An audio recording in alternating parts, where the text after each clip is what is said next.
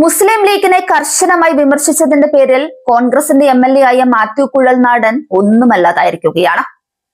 മന്ത്രിസ്ഥാനം കിട്ടിയില്ലെന്ന് മാത്രമല്ല, സത്യപ്രതിജ്ഞാ ചടങ്ങിൽ തീരെ അപ്രസക്തനുമായി മാത്യു കുഴൽനാടൻ.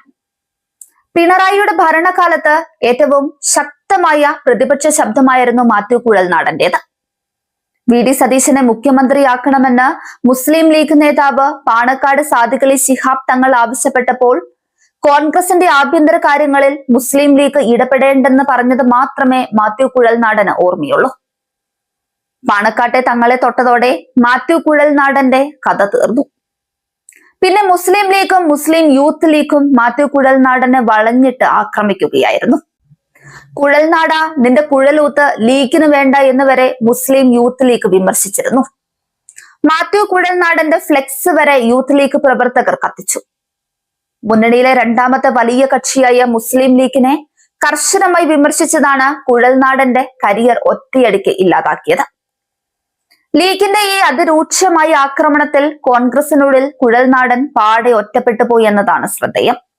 സ്വന്തം പാർട്ടിക്കാരനായ ഒരു യുവനേതാവിനെ സംരക്ഷിക്കാൻ കോൺഗ്രസ് നേതൃത്വത്തിൽ നിന്ന് ഒരാൾ പോലും മുന്നോട്ട് വന്നില്ല എന്ന് മാത്രമല്ല, മുസ്ലിം ലീഗിന്റെ അപ്രീതി സമ്പാദിക്കാതിരിക്കാൻ മുതിർന്ന കോൺഗ്രസ് നേതാവ് രാജ്മോഹൻ ഉണ്ണിത്താൻ പരസ്യമായി കുഴൽനാടനെ തള്ളിപ്പറയുകയും പരിഹസിക്കുകയും ചെയ്തു. അല്പന് ഐശ്വര്യം കിട്ടിയാൽ അർദ്ധരാത്രിയും കുട പിടിക്കുമെന്നായിരുന്നു കുഴൽനാടന്റെ അപക്വമായ നിലപാടുകളെ കുറിച്ച് ഉണ്ണിത്താൻ നടത്തിയ മാരക പ്രഹരശേഷിയുള്ള പരിഹാസം. ലീഗിന്റെ സമ്മർദ്ദത്തിന് വഴങ്ങി കോൺഗ്രസ് ഹൈക്കമാൻഡും KPCC നേതൃത്വവും കുഴൽനാടനെ പാടെ അവഗണിക്കുകയായിരുന്നു. നിലവിൽ VT ബൽറാം, ചാണ്ടി ഉമ്മൻ എന്നിവർക്ക് മന്ത്രിസ്ഥാനം കിട്ടാത്തതിനെ ചൊല്ലി മനോരമ ഉൾപ്പെടെയുള്ള വലതുപക്ഷ മാധ്യമങ്ങൾ വൻതോതിൽ കണ്ണീർ വാർക്കുന്നുണ്ട്. എന്നാൽ മാധ്യമങ്ങൾ ഇത്രയൊക്കെ പുകഴ്ത്തിയിട്ടും യഥാർത്ഥത്തിൽ കഴിവുണ്ടെന്ന് സ്വയം അഹങ്കരിച്ച കുഴൽനാടന് മന്ത്രിസ്ഥാനം കിട്ടാത്തതിനെ കുറിച്ച് മുഖ്യധാരയിൽ ആരും ഒരക്ഷരം മിണ്ടുന്നില്ല എന്നത് കൗതുകകരമാണ്. അതേസമയം ലീഗിന് മുന്നിൽ കോൺഗ്രസ് പൂർണ്ണമായി മുട്ടുമടക്കിയെന്നും കുഴൽനാടനെ പോലൊരു നേതാവിനെ ബലിമൃഗമാക്കിയെന്നും കാണിച്ച് ഒരു വിഭാഗം കോൺഗ്രസ് അണികൾ സോഷ്യൽ മീഡിയയിൽ നിരാശ പ്രകടിപ്പിക്കുന്നുണ്ട്. എന്തായാലും വലിയ നേതാവാകാൻ നോക്കി മുന്നണിയിലെ ലീഗ് ശക്തിയെ തിരിച്ചറിയാതെ കളിച്ച് ഒടുവിൽ സ്വന്തം അസ്തിത്വം തന്നെ നഷ്ടപ്പെട്ട അവസ്ഥയിലാണ് മാത്യു കുഴൽനാടൻ ഇപ്പോൾ.